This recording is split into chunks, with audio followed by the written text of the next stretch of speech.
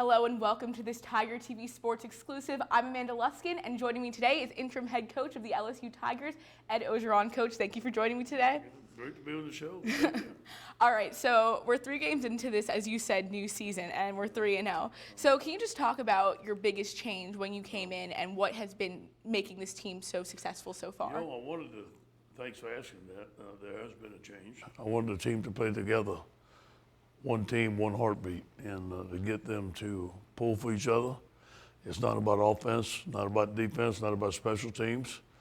It's about the LSU Tigers, and we've done that. Now, I know you said it's not about offense or defense, but this defense has been incredible since you took over. I mean, you have to be pretty, I know you're a defensive guy, so you have to be pretty thrilled with only giving up 7 points in the second half of 3 games. Really, Dave Aranda is probably the top defensive coordinator in football today, and college football has done a tremendous job. Our staff has done a tremendous job. We have great players. They're putting themselves in the right position to make plays, and he's making tremendous adjustments. So you really owe it to Dave Aranda to give all the credit to him? Yes. Okay, so now you're on your bye week this week, came off a great win last week, and now you have a big challenge ahead. Are you worried that this bye week is going to maybe take the momentum of that great Ole Miss win away? Not at all. I think that our guys have enjoyed the win. We move forward. We enter the bye week. Today is Turnover Wednesday. It's all about the ball. We take it one day at a time. Our team's learning to do that. Tomorrow we'll have a little Tiger Bowl. They'll have some fun, and they'll go home and see their families. And I'm sure they're going to come back fresh and ready to go. I heard you talking about the Tiger Bowl last night. Could you tell me a little more about that? Well, we're going to let the older guys be coaches. They said, Coach, can we get a whistle? I said, sure, you can get a whistle. They'll have advisors. We have a head coach, offensive coordinator, defensive coordinator, water boy. We have a lot of guys. We'll have some fun. We want the younger guys to go out there and scrimmage. It gives them their time in the spotlight, but also let the older guys have some fun and coach the younger guys. Did you pick your coaches yet, or is it still a secret? Oh, we picked them already, but it's still a secret because we're announcing it today. Oh, okay, so they'll all find out today? They'll find out today, yeah. All right, well, back to preparing for Alabama. Got to have some fun this week, but back to preparing for Alabama. So you're going up against probably who's the man who will go down, one of the best in the history, is one of the best college coaches. Yeah. So how do you, as a coach, prepare to go up against a mind like Nick Saban? First of all, I'm not going up against him. It's our football team. We're playing Alabama, and I look at it like that. These guys are going to be prepared. We have a good football team. They have a good football team. We have to go out there and execute. Coach Saban is a great football coach. He has a good football staff, but so do we. And they have one of the best run defenses in the country. With them, we have some of the best running backs in the country. Darius Geis and Leonard Fournette have both done incredible this season. Is there anything special you're doing with them, though, to get them ready to play such a tough running defense? Well, we're going to have to do a good job up front of sustaining our blocks. Those guys do a great job of locking out, shedding blocks, take care of one gap, take care of the next gap. Coach Grimes is going to do a tremendous job with offensive line. We have to create space for Leonard and Darius to run in, and I believe we can do that. And in Alabama secondary, they did lose a big safety with a broken leg, but what are you preparing for the throwing game to really get through to that secondary? We've got to protect first. There's a tremendous, fierce pass rush.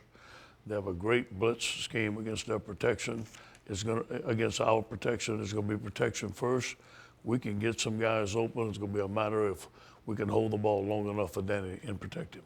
And well, you talked about protection, but how do you plan to protect on all sides of the ball? Because Alabama can get those defensive touchdowns, even those special teams touchdowns. So as a team as a whole, are you going to really pay attention to protecting the ball? Today is Turnover Wednesday. It's Turnover Wednesday for the defense, no Turnover Wednesday for the offense.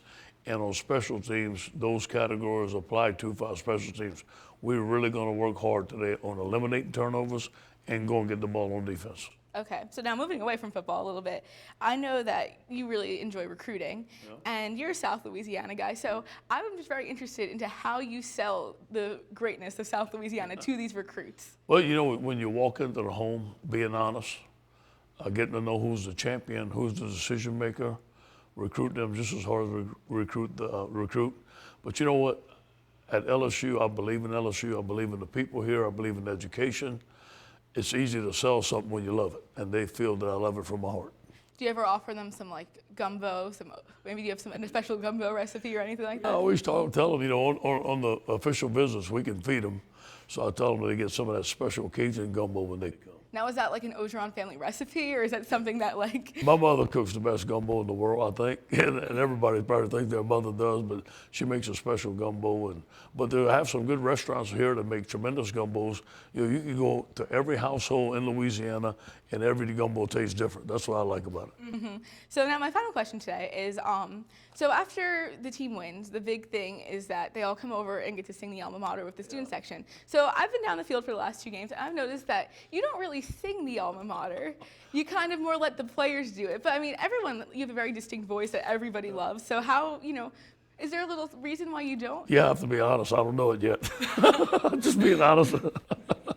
I don't know it yet, but I need to learn it because we sing it, and my wife comes with me. It's a special moment for everybody. I just need to learn it. You know the words are up on the stadium, right? Well, I didn't know that. Thanks for telling me. Also, Tre'Davious seems to know it pretty well, so maybe he could give you a hand. He does, and that's and not to put it at the bottom of my list, but that's about the last thing I think about before a game. But I need to learn it, and I do want to represent the university in the right way. All right, Coach, thank you so much for joining us. Go Tigers. Go Tigers.